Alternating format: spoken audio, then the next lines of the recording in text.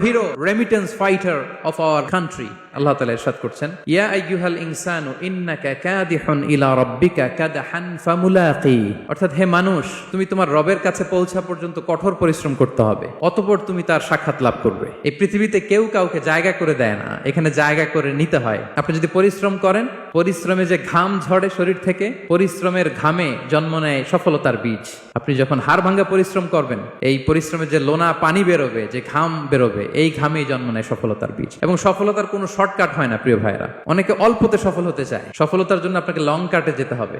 ওখানে কোনো লিফট থাকে না, সিঁড়ি বেয়ে উঠতে হয়। কাজে লজ্জা নেই, লজ্জা হচ্ছে অলসতায়, লজ্জা হচ্ছে হাত পাতায়, লজ্জা হচ্ছে অকর্মণ্যতায়, লজ্জা হচ্ছে অলসতায়। যারা কাজ না করে ফুটানি মারে, ওইটাতে লজ্জা। প্রিয় মাতৃভূমি বাংলাদেশের গভর্নমেন্টকে অনুরোধ করবো, আমাদের শ্রমজীবী ভাইদের যাতে সুবিধা হয় এই ব্যবস্থা আপনাদের করতে হবে। আমাদের শ্রমজীবী ভাইদের যেন কোনো কষ্ট না হয়, কারণ তাদের পাঠানো রেমিটেন্সে সচল থাকে আমার দেশের অর্থনীতির চাকা।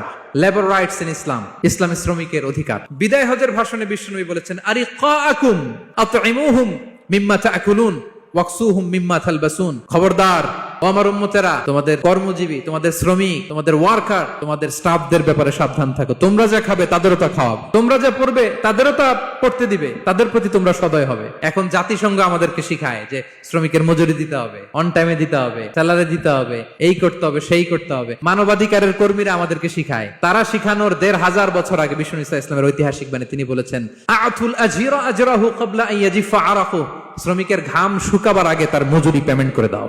যারা শ্রমিককে তার পারিশ্রমিক অন টাইমে দেয় না, স্যালারি অন টাইমে পে করে না, টালবাহানা করে, গরিমসি করে, তাদের ব্যাপারে বিষ্ণু বলেন, এক শ্রেণীর ব্যক্তি হচ্ছে রাজুলুন ইস্তাআজারা আজিরান ফাস্তাওফা মিনহু ওয়া লাম ইউতিহি আজরা। কোন ব্যক্তি যে শ্রমিক নিয়োগ দেওয়ার পরে তার কাছ থেকে কাজ বুঝে নিয়েছে কিন্তু তাকে তার প্রাপ্য বুঝিয়ে দেয়নি, বিষ্ণু বলেন তার বিরুদ্ধে আমি মামলা দায়ের করব। বিশ্বনবী যার বিরুদ্ধে মামলা দায়ের করবে তার কোনো জামিন নাই। বিশ্বনবী যার বিরুদ্ধে মামলা দায়ের করেছে তার জান্নাতে যাওয়া তো দূর কি বাত, সে জান্নাতের ঘ্রাণও তার নাকে ঢুকবে না। এজন্য খবরদার, শ্রমিককে তার শ্রম নেয়ার পরে তার পারিশ্রমিক দিয়ে দেন, তার ঘাম শুকিয়ে যাওয়ার আগে, মানে অন টাইম। তা নাহলে বিশ্বনবী তার বিরুদ্ধে মামলা দায়ের করবে। এয়ারপোর্ট অথরিটিকে অনুরোধ জানাবো, আমার শ্রমজীবী ভাইদের সাথে ভালো আচরণ করুন, তাদের সাথে কোঅপারেট করুন। বিশেষ করে যতগুলো দূতাবাস আছে সারা বিশ্বে, বাংলাদেশের যে মিশনগুলো, দূতাবাসগুলো, আমার শ্রমজীবী ভাইদের যে কোনো কাজকে অগ্রাধিকার ভিত্তিতে আপনারা সার্ভিস দিন, এটা দিতেই হবে। তারা ভালো থাকলে ভালো থাকবে বাংলাদেশ।